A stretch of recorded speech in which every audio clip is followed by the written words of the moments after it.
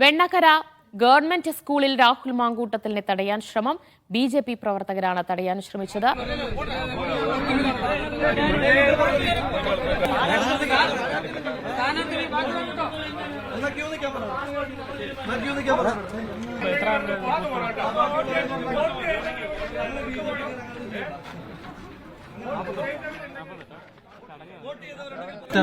ഒന്നുമില്ല, തോൽക്കാൻ പോകുന്നതിന്റെ പേടി.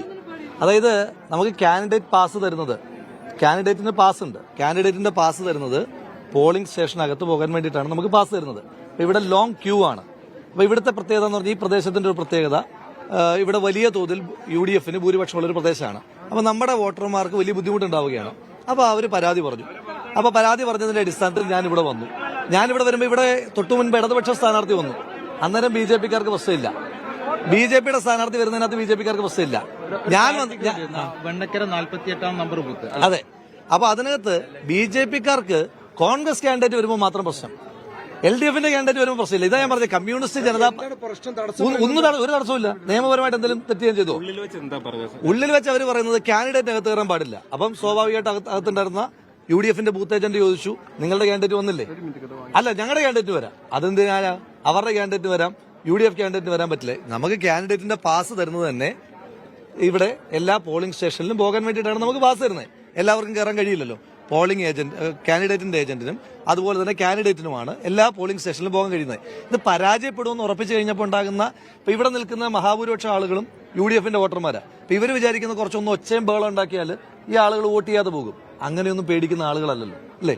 അങ്ങനെയൊക്കെ എന്ത് തീരുമാനം? 1 മണിക്കൂറേ ഉള്ളൂ. അപ്പൊ അവരങ്ങനെ പ്രശ്നം ഉണ്ടാക്കിയിട്ട് നമ്മുടെ വോട്ടർമാരെ പിരിച്ചുവിടാൻ നിന്ന് കഴിഞ്ഞാൽ അങ്ങനെ പ്രശ്നം ഉണ്ടാക്കിയിട്ട് പോകുന്ന ആളുകളാണോ അവര്? അങ്ങനെ തിണ്ണമിടുക്ക് കാണിച്ചു കഴിഞ്ഞാൽ മാറുന്ന ആളുകളാണോ വോട്ടർമാർ? അങ്ങനൊന്നുമില്ല. ഇവിടെ അവരെന്നിട്ട് സംഘടിച്ച് നിൽക്കുകയാണ്.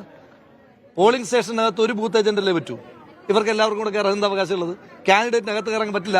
അതായത് LDF കാൻഡിഡേറ്റ് കയറാം, BJP കാൻഡിഡേറ്റ് കയറാം, UDF കാൻഡിഡേറ്റ് കയറാൻ പറ്റില്ല എന്ന് BJP-യുടെ ആളുകൾ പറയുകയാണ്. അതിന് ന്യായമുള്ളത്. അപ്പൊ അതുകൊണ്ട് അങ്ങനെയൊന്നും, ഞാൻ പറഞ്ഞല്ലോ, ഈ ഒരു മുനിസിപ്പാലിറ്റി കയ്യിലുള്ളതിന്റെ ധാർഷ്ട്യ അഹങ്കാരം ഇത്രയാണെങ്കിൽ ഒരു നിയമസഭാ മണ്ഡലത്തിൽ മത്സരിക്കുമ്പോൾ ഈ ധാർഷ്ട്യമായിട്ടല്ല, ഈ ഇത്രയും നിൽക്കുന്ന വോട്ടർമാർ കണ്ടുകൊണ്ടിരിക്കുകയല്ലേ. ഈ വോട്ടർമാര് മറ്റ് കാൻഡിഡേറ്റുകൾ വന്നത് കണ്ടതല്ലേ. അപ്പൊ ഈ വോട്ടർമാരോട് ഗുണ്ടായിസമാണ് ഭാഷ, അറിയാവുന്ന ഭാഷ ഉപയോഗിക്കുന്നു. അപ്പൊ അതിനുള്ള മറുപടി കൂടിയായിരിക്കും 20-ാം തീയതി ഇന്ന് രേഖപ്പെടുത്തി 23-ാം തീയതി കിട്ടുന്നത്.